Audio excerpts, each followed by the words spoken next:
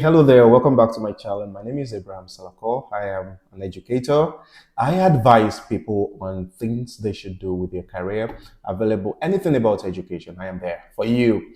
Today we want to talk about something funny as I think about it, and I feel it's time to talk to you about that. And that is my experience as a teacher in Nigeria versus as a teacher outside of Nigeria.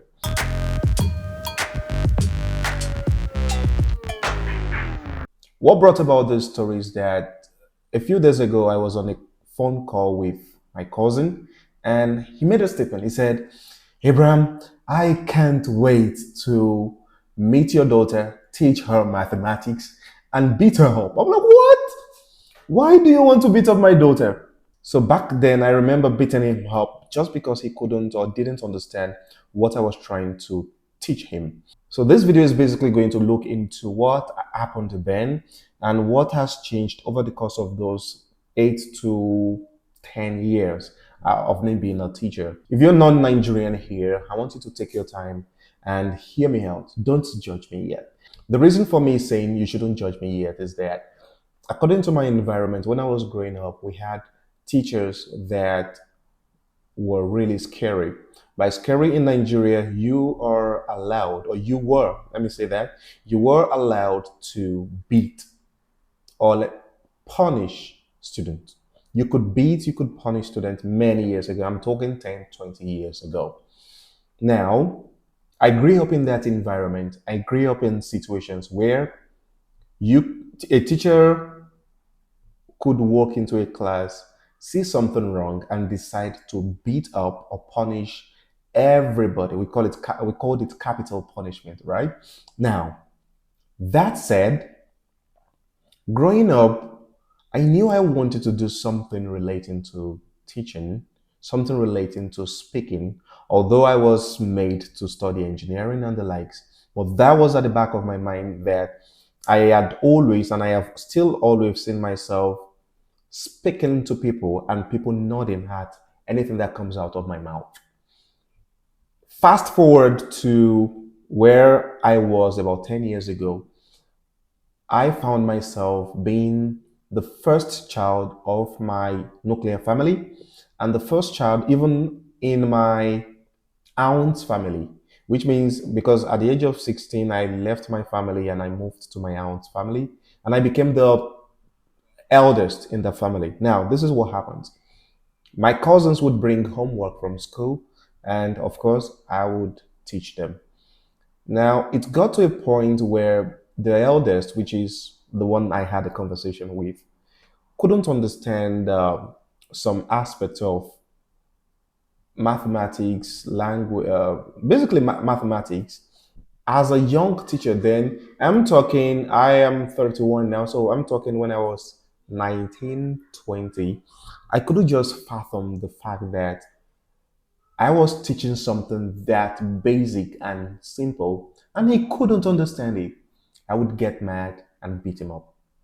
I would beat him up. And in my defense, beating him up wasn't just about beating him up. He's this tough child. Victor, I hope you're there watching this. I'll send you this video when I'm done. So I would beat him up and try to make him calm down because he was always, arguing. And every time I beat him up, I felt justified that he deserved the beating. But my cousin is just one tiny bit of the story. I got a job as a teacher back in Nigeria. First of all, I was a class teacher for a year plus, almost 2 years. And I was in charge of teaching a class of age group 9 to 10, 9 to 11. They are primary school students leaving for secondary school. So let's say 9 to 10 or 8 to 10 years of age. Now, these students are just learning. Now, I feel bad telling this story, but hear me out. And in the whole of the school, I was one of the two male teachers. I was extremely loved by these students, but I was scary too. I was always the teacher with the whip. I was always the teacher that when other teachers wanted to, because other teachers are female, right? When they wanted to punish or get their students scared, They called on me to come to their classes and help them punish. And I was super proud of it. Oh God, I feel so ashamed right now. I was super proud of the fact that students were scared. Let me say they used me as a scarecrow for other students and of pupils. Let's put that it's a primary school, right? I was proud of the fact that I was the most popular. Students were scared straight once they see me, and that was it. I did that for years. Then I started my secondary school. I moved to a higher level of education. Remember, I was still around age 20, 21, teaching students now, students of age 16, 17, 18. And at this point, I was teaching JAM students. For Nigerian students, I was teaching a JAM class, a JAM preparatory class. For other students abroad, this is a class for people outside of school preparing to go into universities. So I was teaching physics and mathematics. Now, at this point in time, the age gap wasn't that much. I was 21 and I was teaching students age 15, 16, 17, 18, around that age. Now, I couldn't beat them. I lost that power to beat. Trust me, I am not evil and I have never been evil. Then I also discovered that at this point, these people still liked me, they respected me, and they really loved me at the time. I haven't heard from them in a while. Okay, some of them are done with university now. A lot of them, all of them are definitely done with university, but that's not the point. So I discovered that I could teach without having to scare my students. So fortunately for me, I did some English courses at the time, and I got to understand the psychology of students. I got to understand the different intelligent types, you know. Then I discovered that some students might really, it's not as if they are bad at what you're teaching them or they're stupid. It's just that you as a teacher should understand the type of intelligence the students possess and try to tailor your topic. Now, this begs the question, do you have to tailor your topic to suit all of your students? That's a totally different topic. Maybe there are some students you might have to get them a special break time lesson. There's some students you just have to explain in a totally different way. You need to understand your student. And I got to understand those lessons later around, I'm talking about when I am 22, 3. Yeah, I'm 22, I'm 23 now. And then I left Nigeria at the age of, I think I left Nigeria at 25. I came to Kazakhstan, did more trainings, and went back into teaching. My first experience as a teacher now brings me back to children the age of 10 to 13. Now, this is my story. These children tested me. They tested my resolve and they wanted to bring the dark, the dark me back. I remember that there was a student back then. He was so distract. He would distract the daylight, the living daylight out of you. He had, he was in. I am so sure the parents just wanted him to start learn English, and he wasn't really interested in that. So what he did back then was that he would come to class and shout every day. Now, it got to a point I asked other teachers around me that, are you allowed to beat students in Kazakhstan? And I couldn't get a definite answer. I think there was no rule, but teachers shouldn't actually beat. And at the point, I just considered what I could do to the boy to, you know, caution him. I had tried, at this point, I had tried different methods of cautioning my students and nothing worked. Then I had to go back to my courses. How do you handle a difficult student? How do you handle this? So now let me tell you about how I handled this child. I would caution him. Then it got to a point I had to caution the other students, the good ones, and monitor them. So instead of me cautioning the always shouting kid, I would talk to the serious ones, not to look at him, not to be distracted. But there was so much they could do, right?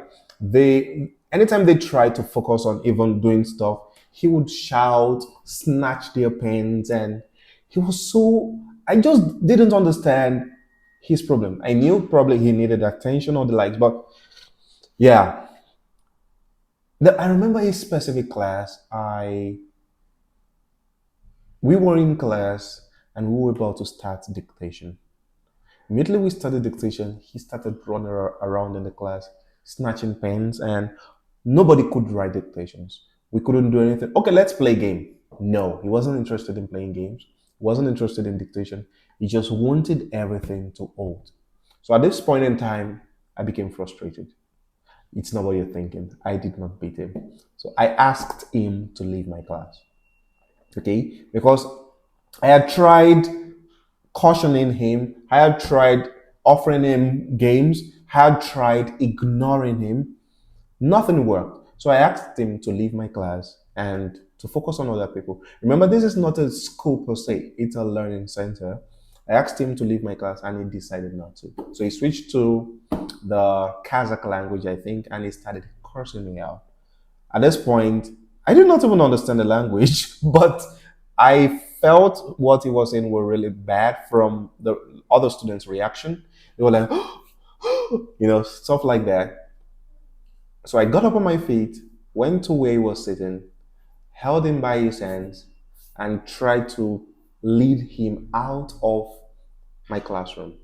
Unfortunately, he put himself on the floor, like, collapsing on the floor. And I dragged him out of the classroom.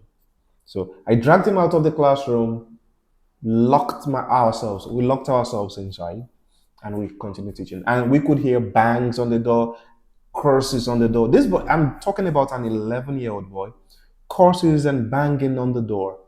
Nobody reacted. And before you know it, the mother came. I think they brought maybe some policemen. I have forgotten how the thing went. Two adult male followed the mom and they started with, "How could you? You beat up my kid." And